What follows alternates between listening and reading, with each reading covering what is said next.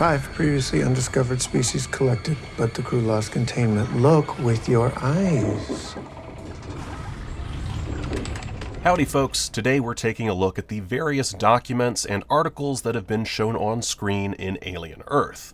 All of this is from episode 3, by the way. The first bit of text that we get is shown to Kirsch aboard the Maginot, where he reads the file for T. Ocelus. You know, the scary eyeball thing that, if you're particularly deranged, makes you yearn for an official plushie. A complete surprise, Species 64 has been given the tentative taxonomic classification of Trypandica ocelus. A smooth scolex features several ocular irises and a tentacle system that can grow or retract at will.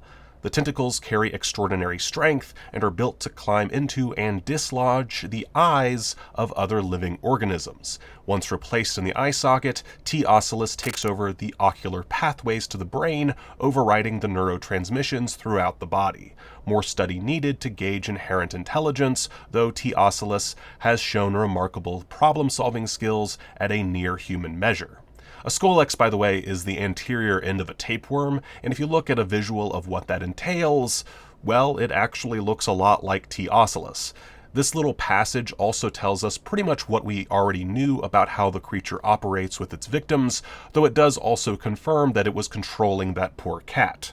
We also now know that it can problem solve, which could be a, well, problem sooner rather than later. The text then starts to repeat itself at the tail end as the scene cuts back to Kirsch. With a complete surprise, Species 64 has been given the tentative taxonomic classification, etc., etc. Later on, we get a look at Boy Cavalere plumbing through the same file, which presumably is just the same info scrolling by on repeat. Then Kirsch takes a gander at the mysterious plant alien. We start off in the middle of the description.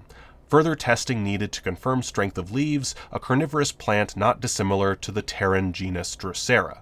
Drosera is a large genera of carnivorous plant with at least 194 species to its name.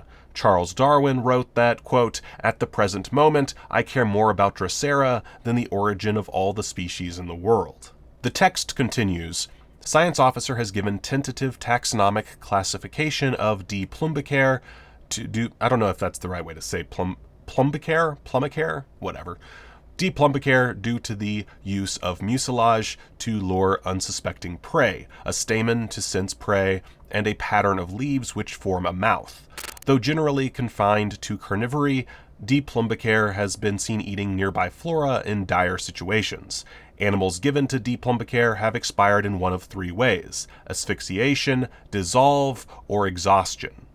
Enzymatic breakdown begins upon decease. Stamen also acts as a gauge of atmospheric pressure and temperature.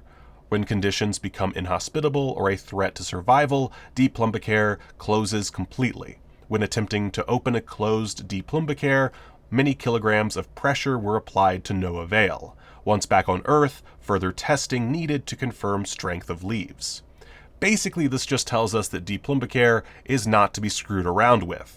It's definitely carnivorous and was obviously sizing up the hybrids with its stamen to sense whether they were suitable prey. I'm willing to bet that by the end of the series, we'll get a look at that sucker munching on some human beings, and probably dissolving them in the process. Classic Chekhov's flora. It presents as flora, but it may be fauna. From there, we once again start repeating text as the scene cuts back to Slightly in the omelet room. I did take a look at the files being transferred by Morrow, by the way, but as you can see, there's nothing legible here. Next up, Morrow's info search in which he learns about Prodigy. The first article that comes up in Space Google is entitled Lessons Gone Awry and states, Boy Cavalere crashed his electric vehicle while taking driving lessons this past weekend. When asked why he was driving himself and doesn't rely on the artificial intelligence he's so proud of, the 15-year-old CEO and founder of multi-billion-dollar corporation Prodigy...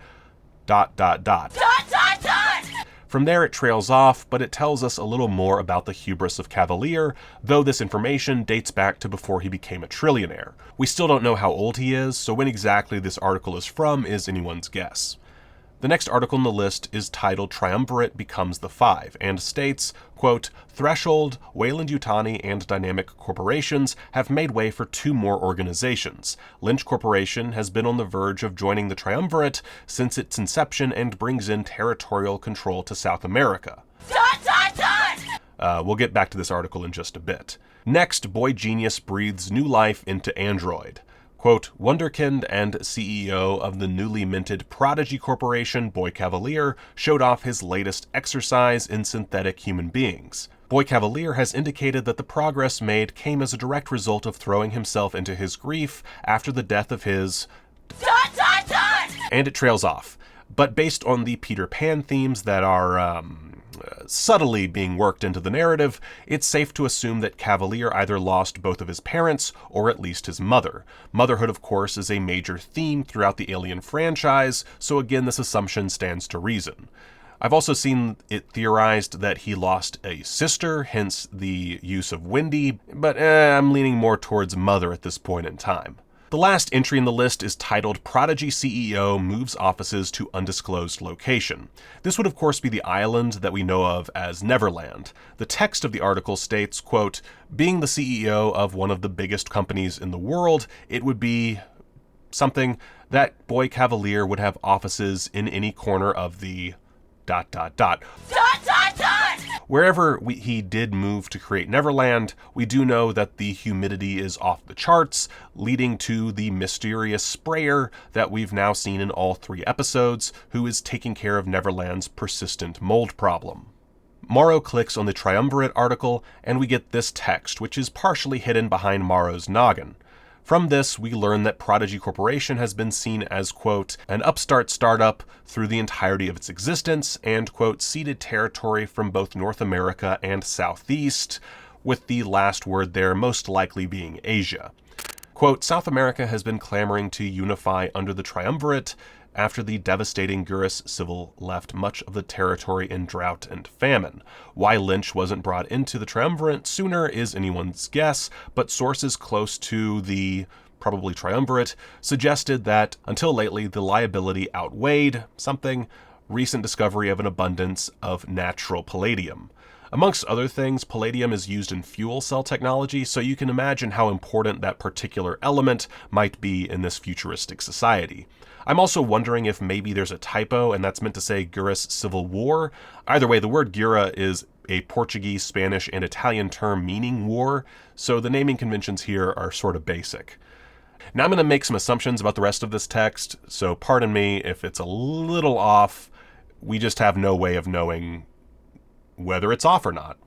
Other sources indicate that the rapid rise of Prodigy amid something the company has created and continues to be run by a child or teenager made the Triumvirate balk at the idea of Prodigy's inclusion. Whatever the reasons, all speculation is now rendered something, if not moot.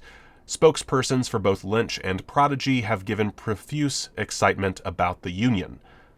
The spokesman for the Five has also expressed enthusiasm about the merger. The inclusion of Lynch and Prodigy has been a long time coming, and the world under the Five will be a richer, healthier world for it. So really the main takeaway here is just that Prodigy recently joined the Triumvirate. That's basically it. Now, one thing I just realized I missed was this little bit at the top of the page, which says, thwarted each time, sources say the primary antagonist, something something, blocks was Weyland-Yutani, whose territories in North something, I'm going to say America, and Asia could feel threatened by the nearby Prodigy. This tells us, at the very least, that Weyland-Yutani and Prodigy have plenty of animosity toward each other beyond what's going on in the show. There's not a whole lot of information to be gleaned from these passages that we've gone over, but we now know more about 2 of the mysterious aliens aboard the Maginot, and we have a better understanding of the corporate world in which Alien Earth is set. So that's pretty neat, and all I got. Don't forget to like and subscribe. Bye now.